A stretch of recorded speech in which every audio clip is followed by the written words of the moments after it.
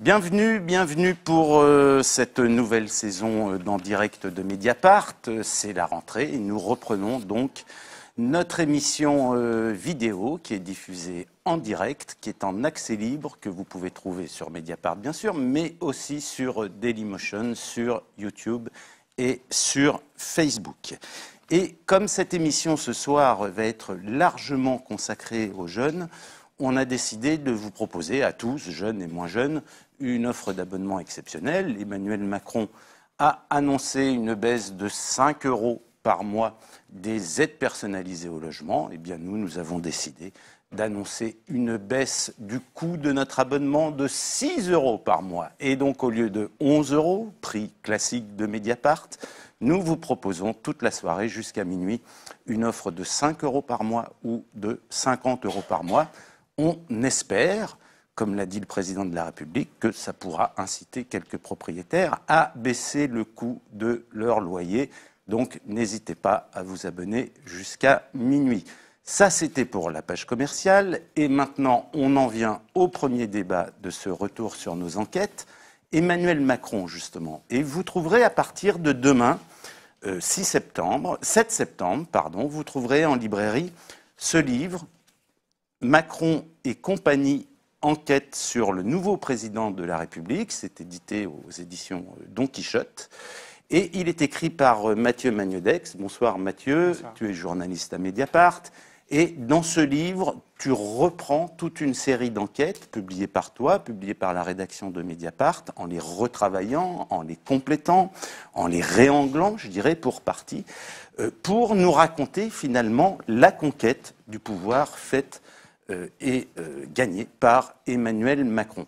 Alors, pour débattre de ce livre qui sort jeudi, on a invité Laurent Bigorgne. Bonsoir. Bonsoir. Vous êtes le dirigeant de l'Institut Montaigne. Alors, pour ceux qui ne le connaissent pas, l'Institut Montaigne, c'est un centre d'études de la droite libérale, de la droite ultralibérale, diront certains. Il a été créé, cet institut, en 2000 par Claude Bébéar. Il était alors patron d'AXA et on le présentait comme l'un des grands parrains du capitalisme français. Il est présidé aujourd'hui par Henri de Castries. Henri de Castres, qui fut l'un des proches de François Fillon pendant la campagne présidentielle, à tel point qu'on en faisait un des grands ministres en cas de victoire de Fillon. Et à tel point, si je puis me permettre, qu'il a quitté la présidence de l'Institut. Il a quitté absolument. Et vous, Laurent Bigorgne, vous avez fait le choix d'Emmanuel Macron, puisque vous avez été l'un de ses proches conseillers avant et pendant la campagne. Je ne le dirais pas comme ça, mais on pourrait y revenir si vous voulez. Oui. En tout cas, moi j'ai lu le livre de Mathieu. Il y a d'autres livres de Mathieu. Alors, je voulais citer cette phrase qu'il y a dans le livre pour vous poser une première question, Laurent Bigorgne. Dans le livre de Mathieu, qui fait parler la sénatrice de Paris, Bariza Chiari. Bariza Chiari était socialiste, elle s'est ralliée au mouvement En Marche, elle est devenue l'une des soutiens de Macron. Et elle explique comment, au lendemain du premier tour, quand il ne fait plus guère de doute qu'Emmanuel Macron va être élu président de la République, elle dit ceci: « Je me suis réveillée avec une drôle de sensation. Je me suis sentie comme si je venais de braquer une banque. » Est-ce que vous, Laurent Bigorgne, vous avez braqué la banque? Quelle question. Non, je n'ai braqué aucune banque. Peut-être deux choses, et puis je ne veux pas assommer ceux qui nous regardent, mais bien évidemment, je suis ravi d'être ici ce soir pour pouvoir discuter. Je vous remercie de cette occasion que vous me donnez, discuter du livre et puis échanger avec vous sur des points de vue qui seront sans doute divers, voire divergents. Je définirai évidemment pas l'Institut comme étant un appareil de droite libéral ou ultralibéral, mais je pense que ce n'est pas le sujet ici ce soir. Si un jour vous consacrez une émission à l'Institut, je reviendrai évidemment argumenter. Moi, je me vis comme ayant deux hémisphères au cerveau, un à gauche, un à droite, et je pense qu'il y a des politiques utiles des deux côtés du spectre politique. Maintenant, est-ce que moi, je m'estime avoir braqué une banque? Non. Est-ce que je suis ministre aujourd'hui? Est-ce que je suis à l'Élysée? Est-ce que je suis directeur d'administration centrale ou que sais-je? Non, je n'ai aucune responsabilité dans l'appareil gouvernemental. La réalité, elle est simple. Je connais Emmanuel Macron depuis très longtemps, début des années 2000, quand j'étais directeur adjoint de Sciences Po. Je pourrais d'ailleurs y revenir si vous le souhaitez, si ceux qui nous écoutent le souhaitent. Je l'ai aidé à titre amical. C'est un ami cher. Depuis qu'il est président de la République, je ne l'ai pas vu. Je n'ai même pas échangé au téléphone avec lui, ni échangé un message avec lui. Je pense qu'à la fois, il n'a pas de temps pour ce genre de choses qui est assez normal et compréhensible quand on a une charge aussi écrasante. Et puis, je pense que chacun est dans son sillon. Il m'a proposé à un certain moment, au printemps dernier, de rejoindre, donc de quitter mon job à l'Institut Montaigne, de me rejoindre opérationnellement. J'ai dit non, pour des raisons là aussi on avait sont... parlé de vous comme possible ministre de l'Éducation. Et puis c'est finalement votre ami Jean-Michel Blanquer qui a eu le poste. Non, mais je dis ça en complément de ce que vous dites. Je ne parle pas de rumeurs. J'ai lu les journaux, donc on m'a effectivement annoncé ministre ici ou là, peu importe. Ça n'a jamais été mon objectif. Et le sujet, c'est les faits. Les faits, c'est quoi? C'est que je n'ai pas voulu être le dirigeant du mouvement parce que j'ai considéré à un moment ou à un autre que je n'avais pas envie d'une vie politique, que je n'avais pas envie des sacrifices qu'elle impliquait. J'ai conscience des sacrifices qu'elle implique. Je l'ai dit à Emmanuel Macron. Et puis, lentement mais sûrement, et de façon très résolue, j'ai repris ma vie professionnelle. Et puis, lui a continué sa campagne avec le succès qu'on sait. Et l'histoire, c'est ça. Donc, est-ce que j'ai le sentiment d'avoir braqué une banque? Non. Est-ce que je regarde attentivement la façon dont les choses se passent? Oui. Est-ce que je suis content d'un certain nombre de choses que je vois? Oui. Est-ce que je suis critique sur d'autres choses? Oui aussi, parce que je suis un citoyen et j'ai le droit d'avoir, comme je vous disais, ma propre lecture des choses. C'est une large partie de vos idées qui sont aujourd'hui au pouvoir. Je ne sais pas ce que ça veut dire quand vous dites que des idées sont au pouvoir. Je suis content. De choses qui sont par exemple dans la loi actuellement sur le travail, de réflexion qui avaient été les vôtres, etc., ou sur d'autres domaines voilà, c'est pas juste vous, hein, c'est des gens qui ont travaillé pour l'Institut Montaigne, etc. Il faut toujours être modeste. C'est pas moi et mon petit cerveau, c'est je crois tout un ensemble de gens. C'est pas seulement l'Institut Montaigne. Je pense que vous pourriez aujourd'hui ouvrir un certain nombre de publications d'autres think tanks, d'autres cercles de réflexion. Vous trouveriez sur un spectre assez large des idées qui sont reprises. Je suis assez content, effectivement, de pouvoir me dire que il y a des choses sur lesquelles on a beaucoup travaillé, qui touchent par exemple à la flexi-sécurité, qui est en train d'arriver dans les ordonnances, c'est-à-dire de la flexibilité, de la sécurité pour essayer de faire redémarrer le marché du travail. Mais je suis tout aussi content quand je vois qu'une idée à laquelle je suis fondamentalement attaché et qui coûte cher, et qui n'est pas une mesure, pour le coup, comme vous pourriez la qualifier, ni de libérale, ni même d'ultra-libérale, c'est le dédoublement des classes de CP, l'emporte, et qu'on va pour la première fois depuis 1981, c'est-à-dire la création des zones d'éducation prioritaire, concentrer dans les classes les plus difficiles de la République le maximum de moyens. Et j'ai d'ailleurs un certain nombre d'idées même pour aller plus loin. Il n'y a pas plus public, il n'y a pas plus dépenses publiques que ce type de mesures, et je suis content qu'on ait enfin le courage de les mettre en œuvre. Donc, alors, Mathieu, ce que tu racontes dans ton livre, c'est finalement cette OPA réussie sur la présidence. Comment ça a été une stratégie très méthodiquement construite, et vous avez participé à la construction de cette stratégie en faisant partie d'un conseil scientifique de campagne, puis en réunissant, en coordonnant un certain nombre de notes, etc. Donc une OPA réussie sur la présidence, et finalement une OPA construite par un tout petit groupe autour d'Emmanuel Macron, des jeunes gens, plutôt des hommes, blancs, surdiplômés, venus pour certains de la haute fonction publique et de Bercy, qui a toujours été un réservoir de hauts cadres. Est-ce que c'est aussi simple que ça? Est-ce qu'il n'y a pas d'autres forces? C'est là où on va être d'accord probablement, c'est qu'au départ de la campagne, Emmanuel Macron, il a été ministre de l'économie, mais enfin bon, politiquement, il ne pèse rien. C'est pas parce qu'on a fait quelques entretiens, ou parce qu'il se distingue au sein du gouvernement par des positions qui, sur les 35 heures ou d'autres aspects de la vie économique, empruntent plutôt au registre traditionnel de la droite, que c'est pour ça qu'il a, quand il est ministre de l'économie, une surface politique très forte. Et donc du coup, il y a un moment où il se dit qu'il y a un coup à jouer, tout simplement, dans cette campagne présidentielle, un coup à jouer, tout simplement, parce que il y a un espace politique possible, et parce que, surtout, il perçoit ce qui va se confirmer aussi également avec des accidents, qui ne sont plus que des accidents, comme l'affaire Fillon par exemple, c'est-à-dire le délabrement, l'effondrement des deux partis, en tout cas peut-être temporaire, hein, mais des deux partis qui structurent la vie politique actuellement, jusqu'à l'heure actuelle. Et donc du coup, il va décider finalement de lancer une sorte de raid comme ça sur l'Élysée, avec en effet quelques personnes qui l'ont suivi et qui viennent pour beaucoup, en tout cas pour la garde rapprochée de son cabinet à Bercy, mais c'est aussi beaucoup de gens qui ont des connexions un petit peu dans l'appareil d'État, dans beaucoup de voilà, et dans le monde économique. Dans le monde économique également. Et donc du coup, il y a finalement, je trouve que la meilleure métaphore, de toute façon, pour moi, pour décrire la campagne d'Emmanuel Macron, c'est une métaphore économique, c'est-à-dire c'est une entreprise qui s'est mise en place véritablement à la conquête du pouvoir. Et qui s'est construite avec les codes d'une entreprise. Et les procédures et les méthodes. Les process d'une entreprise, y compris pour pallier d'ailleurs justement la faiblesse de la structuration politique, et qui du coup maximise les ressources d'une certaine façon. Et donc on a eu une accumulation de ressources et de puissance d'une certaine façon. C'est-à-dire qu'en fait, on a notamment travaillé beaucoup, nous, collectivement, sur la question des donateurs. Là où on peut être d'accord, c'est qu'au départ, il n'a pas d'argent, Emmanuel Macron, techniquement. C'est-à-dire c'est pas un parti, En Marche n'est pas un parti constitué qui a de la dotation publique. Et donc, il a réussi à lever les 22 millions d'euros nécessaires, dont 14 millions d'euros de dons. Et ça, c'est très bien détaillé par les enquêtes qu'on a pu faire, finalement, en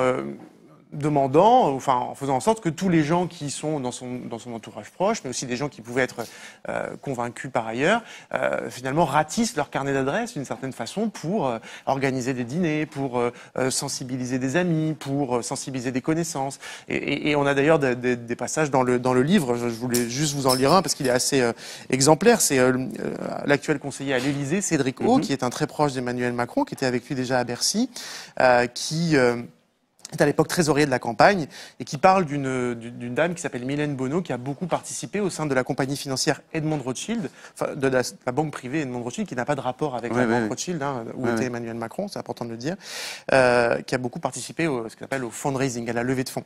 Et Cédric O parle d'elle, notamment, en disant « Ah bah elle est super, elle est très maligne, elle est hyper sympa, c'est son job de soutirer de la maille aux gens qui ont de la thune. » En plus, c'est une meuf qui est un atout non négligeable. Bon, voilà, donc c'est une correspondance privée, donc voilà. Mais elle a d'abord bien existé, et par ailleurs, ça dit quelque chose sur la volonté qui était vraiment de maximiser comme ça tous ces réseaux pour arriver à construire cette candidature. Laurent Bigorgne, vous qui avez commencé, si je ne me trompe pas, à participer à la machine électorale Macron en avril 2016. À l'époque, en avril 2016, pardon d'être précis, sa candidature n'était pas déclarée. C'est le lancement d'un mouvement politique. C'est le lancement d'un mouvement. Voilà. D'un mouvement politique qui veut s'inscrire différemment dans le paysage. Alors, est-ce que vous vous retrouvez dans cette description d'une machine presque entrepreneuriale qui va partir à la conquête du pouvoir, dans ses modes de structuration et ses procédures? J'ai envie de vous répondre de façon un peu normande, oui et non. C'est-à-dire que, premièrement, vous commencez votre description en disant... c'est un ensemble d'hommes et plutôt blancs, comme nous trois d'ailleurs. Oui, comme nous trois d'ailleurs. Bien sûr. C'est pas nécessairement la réalité que j'ai toujours eu à voir, et c'est évidemment pas la réalité que miroite le gouvernement, ni d'ailleurs le groupe parlementaire, ni me semble-t-il le mouvement lui-même. Donc on peut partir effectivement d'une vision de la réalité et puis arriver l'entourage proche, c'est celui-là. à un point d'arrivée un peu différent. Vous dites, il ne pèse rien dans le monde politique à ce moment-là. Je pense que vous avez à la fois raison, c'est-à-dire qu'il n'est pas dans un des courants du PS, il n'a pas des bataillons de parlementaires, il y a des parlementaires qui vont venir à lui alors qu'ils ne sont pas, j'allais dire des macroniens, et qu'ils appartiennent à d'autres familles politiques très structurées au PS et qui viennent sur la façon dont Macron construit sa loi, la façon dont au Parlement il va chercher à rénover aussi l'idée qu'on peut se faire du travail parlementaire, ce que j'ai trouvé moi un épisode particulièrement intéressant parce que au fond, on dit toujours que le Parlement, c'est une chambre d'enregistrement. Non. Macron, il faut se rappeler qu'il a passé des heures au Sénat comme à l'Assemblée à discuter et que même des parlementaires chevronnés qui s'opposaient à lui ont reconnu qu'il y avait une volonté du ministre d'écouter, d'incorporer parfois les amendements et d'améliorer le texte. À cette occasion. Oui, alors certains sont restés des opposants, mais j'ai trouvé que ce moment était un moment intéressant qui soulignait à la fois du travail et du respect mutuel. Ça arrive que dans la vie politique, on puisse se respecter. Est-ce qu'ensuite, comme vous le dites, c'est un coup politique? Je pense que les choses se sont faites graduellement. Macron a eu beaucoup de chance. Il a eu la chance, à un moment ou à un autre, de voir François Hollande renoncer. Il a eu la chance que Manuel Valls ne sorte pas du gouvernement. Il a eu la chance ensuite de voir son adversaire à droite très abîmé. Il y a eu une succession de coups de chance qu'il ne faudrait pas sous-estimer. Je vous dis ça pourquoi? Parce que ce n'est pas seulement un coup politique qui aurait été écrit d'emblée ou très très tôt. Non, il y a eu au fur et à mesure la constitution, l'agrégation autour de lui d'un certain nombre de personnalités, de mouvements et autres, qui l'ont rejoint parce qu'ils ont senti qu'il y avait une opportunité, sans doute, de changer quelque chose, et vous me dites très bien, hein, pour le coup, et c'est pour ça que je vous dis oui et non, de changer quelque chose à un moment où l'effritement, l'étiolement, l'attrition des forces politiques dans ce pays était maximale. Donc, le phénomène Macron, il n'est possible à un moment ou à un autre que parce que les forces politiques traditionnelles de gouvernement ont échoué. Et je pense que c'est peut-être même plus important que Macron lui-même. On arrive à un point historique, à un point bas de bonne santé, donc de mauvaise santé, du Parti socialiste et de la droite républicaine. Ce qu'on s'aperçoit dans ce livre, c'est que, comment dirais-je, il y a des grandes puissances, d'une certaine manière, qui rejoignent Macron. Il y a une très grande partie du monde économique. Et ça, c'est à la fois une puissance d'influence. Je ne suis pas d'accord avec vous. C'est je trouve qu'il y a une partie de réécriture, ou j'allais dire presque téléologie. Le monde économique, je me connais bien. L'Institut Montaigne travaille en interface avec lui. Et avec aussi bien des petites, des moyennes, des grandes, voire des très grandes entreprises. Moi, j'ai davantage vu le monde économique derrière François Fillon que derrière Emmanuel Macron. D'ailleurs, ça a été souligné très largement dans la presse. Il y a eu, il faut se rappeler, dans la construction de la campagne, très longtemps en avance, dans la primaire même de la droite, il y a eu un rassemblement de quantité d'acteurs économiques derrière le candidat Fillon. Et au début,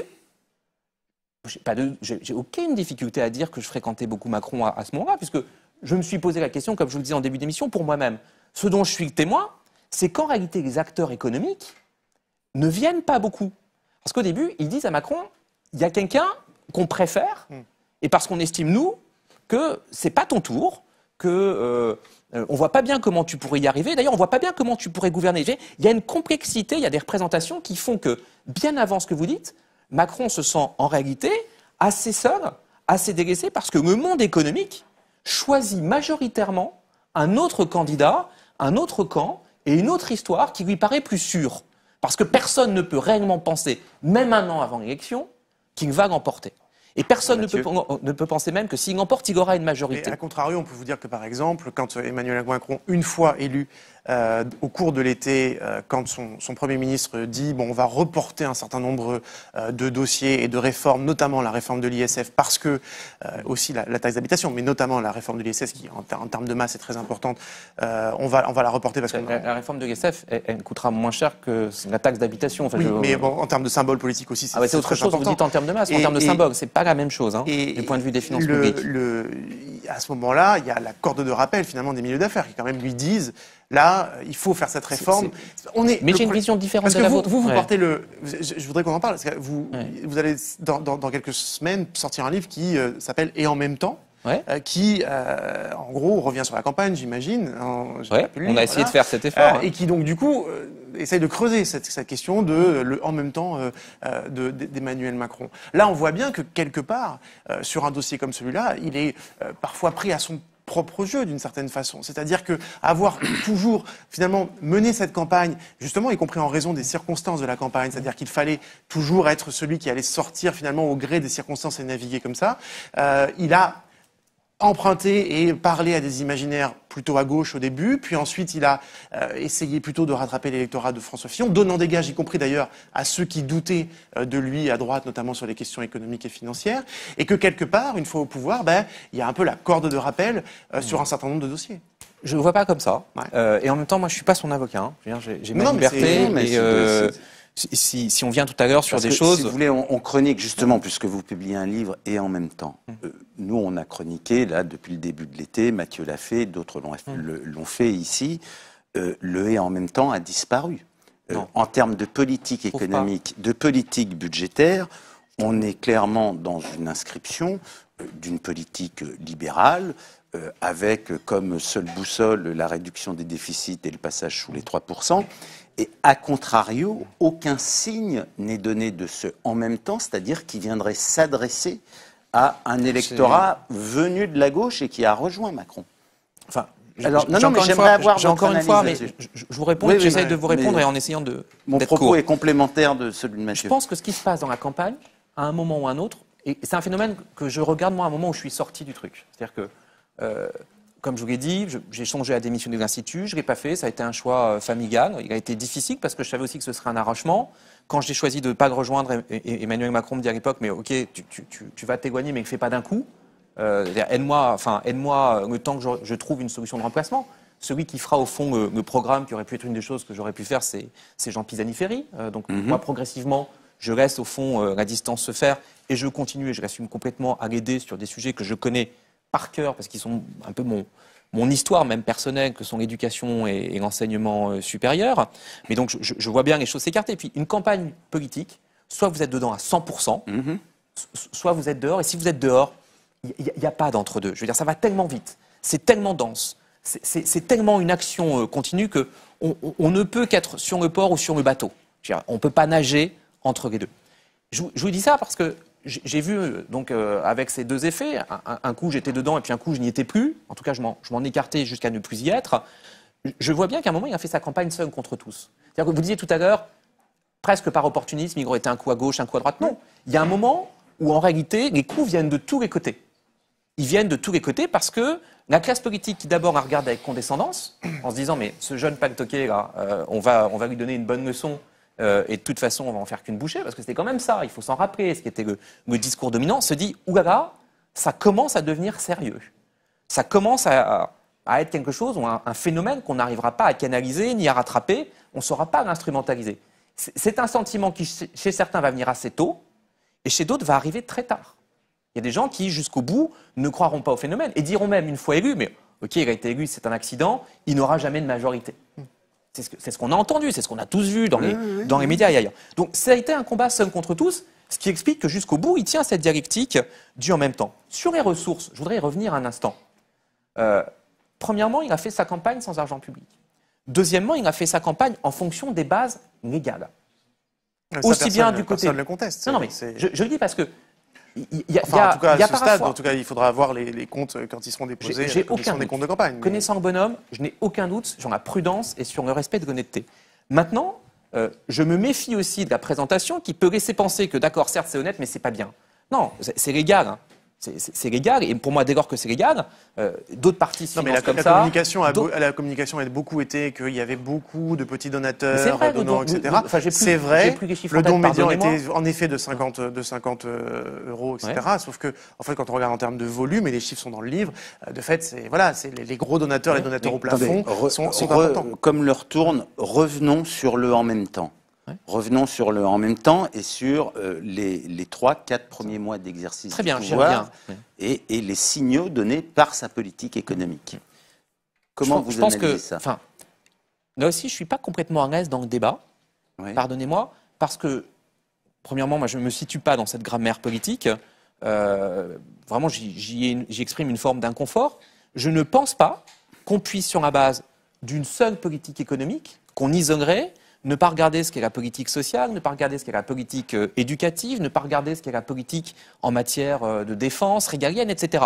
Donc, si vous voulez me faire dire il a une politique économique qui va dans un seul sens, donc il est de droite, par exemple, moi j'exprime un inconfort parce qu'une politique gouvernementale et a fortiori présidentielle, elle exprime tout à fait autre chose.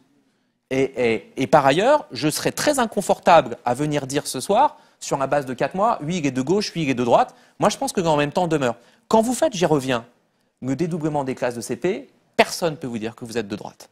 La politique scolaire de la droite, ça a été de couper les postes. Quand vous dites je concentre les moyens et j'assume de les concentrer, là où on en a le plus besoin, quitte à ce que ça râle ailleurs, je suis désolé, vous faites une politique qui est évidemment redistributive. Je ne sais pas si ça a une politique de gauche, mais c'est une politique qui est évidemment redistributive. Le pari qu'il fait sur l'emploi, qui consiste à dire je vais agir en 3 temps. Il y a les ordonnances, il y a la formation professionnelle, et puis derrière, il y aura l'assurance chômage. On vient d'avoir le volet sur les ordonnances. Qu'est-ce que je constate ? Je constate que, oui, il y aura une opposition de certaines organisations à gauche, oui, il y aura une opposition syndicale, pas celle de Force ouvrière, la CFDT, qui n'est pas contente surtout, loin s'en faut.